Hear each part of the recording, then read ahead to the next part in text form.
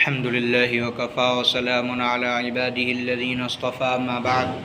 فأعوذ بالله من الشيطان الرجيم بسم الله الرحمن الرحيم لن ينال الله لحومها ولا دماؤها ولكن يناله التقوى منكم صدق اللہ العظیم۔ اللہ رب العزت کا ہمارے اور آپ کے اوپر بے پناہ فضل اور اس کا احسان ہے کہ ایک مرتبہ پھر عید الاضحیٰ، جس کو قربانی والی عید بھی کہا جاتا ہے، وہ ہمارے درمیان پھر سے جو ہے وہ آنے والی ہے۔ اور یہ جو ایام ذی الحجہ ہیں اور عید الاضحیٰ کے یہ ایام ہیں، یہ بڑے مبارک ایام ہیں،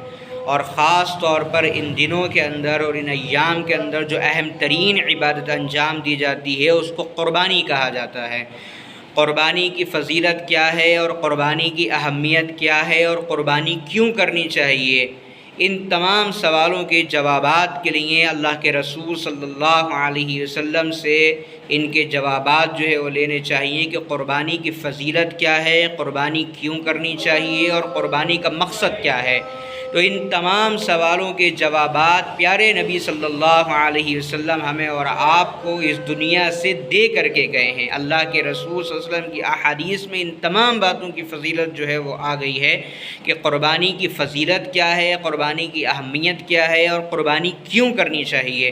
حضرت عائشہ رضی اللہ تعالی عنہ فرماتی ہیں کہ رسول اللہ صلی اللہ علیہ وسلم نے ارشاد فرمایا: ما عمل ابن آدم من عمل یوم النحر احب الی اللہ من احراق الدم۔ فرمایا قربانی کی فضیلت اور قربانی کی اہمیت اور قربانی کی فضیلت یہ ہے کہ یہ جو ایام النحر ہیں جن میں قربانی کی جاتی ہے، 10 ذی الحجہ، 11 ذی الحجہ اور 12 ذی الحجہ، حضرت عائشہ کہتی ہیں کہ رسول اللہ صلی اللہ علیہ وسلم نے ارشاد فرمایا کہ اللہ رب العزت کو سب سے زیادہ ایام النحر میں پسندیدہ عمل جانور کا خون بہانا ہے۔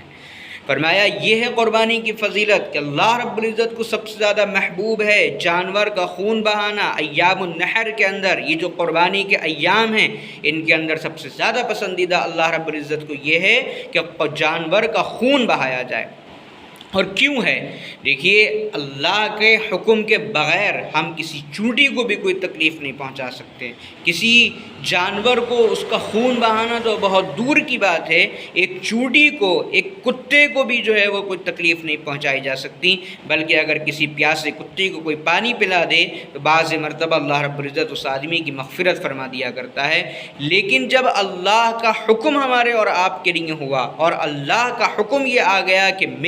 میرے دیے ہوئے جانور، میرے بنائے ہوئے جانور، میرے بنائے ہوئے بندے میرے حکم پر جانور کا خون بہاتے ہیں یا نہیں بہاتے ہیں،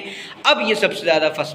پسندیدہ عمل، سب سے زیادہ فضیلت والا عمل جو ہے وہ قرار دے دیا گیا کہ اللہ رب العزت کو ایام النحر میں سب سے زیادہ پسندیدہ کوئی عمل اگر ہے تو وہ جانور کے گلے پر چھری چلانا ہے اور جانوروں کا خون بہانا ہے۔ یہ تو یہ قربانی کی فضیلت ہوئی۔ اسی طرح ایک اور روایت بھی قربانی کی فضیلت کے بارے میں ہے، پہلے یہ حدیث پوری ہو جائے۔ آگے اللہ کے رسول صلی اللہ علیہ وسلم نے ارشاد فرمایا کہ قربانی کی فضیلت تو یہ ہے کہ یہ عمل سب سے زیادہ اللہ رب العزت کو جو ہے وہ پسندیدہ ہے۔ آگے ارشاد فرمایا وَإِنَّهُ لَيَأْتِي يَوْمَ الْقِيَامَةِ بِقُرُونِهَا وَأَظْلَافِهَا وَأَشْعَارِهَا کہ دیکھو جانور کا تم نے خون بہایا، اس کا گوشت تم نے استعمال میں لیا، یا اس کے گوشت کو تم نے جو ہے وہ صدقہ کر دیا، یا اس کے گوشت کو تم نے تقسیم کر دیا، ہدیہ کر دیا اپنے دوستوں کے اندر، اپنے رشتہ داروں کے اندر، لیکن جانور کے جو کھر ہیں اور جانور کی جو ایسی چیزیں ہیں جن کو نہ انسان اپنے استعمال میں لے کر کے آتا ہے، نہ ان کو کھاتا پیتا ہے اور نہ ان سے کوئی فائدہ اٹھاتا ہے، فرمایا قیامت کے دن یہ چیزیں بھی انسان کے لیے فائدے سے خالی جو ہے وہ نہیں ہوں گی۔ یہ قربانی کا جانور اپنے کھروں کے ساتھ اور اپنے بالوں کے ساتھ قیامت کے دن جو ہے وہ آئے گا اور انسان کے لیے ذریعہ نجات اور آخرت میں انسان کے لیے بلندی درجات کا ذریعہ جو ہے بنے گا۔ آپ صلی اللہ علیہ وسلم نے ارشاد فرمایا فَطِيبُوا بِهَا نَفْسًا، تو اے اللہ کے بندو خوش دلی کے ساتھ جانوروں کو جو ہے خون بہاؤ، خوش دلی کے ساتھ جو ہے قربانی کرو اور قربانی کا اہتمام کرو اور قربانی اچھے جذبات کے ساتھ جو ہے وہ کرو، قربانی نیک نیتی کے ساتھ جو ہے کرو، دکھاوے اور ریاکاری کے لیے قربانی جو ہے نہ کرو۔ اللہ رب العزت ہمیں اور آپ کو اس قربانی کی سنت پر عمل کی توفیق عطا فرمائے۔ آخر دعوانا الحمد للہ رب العالمین۔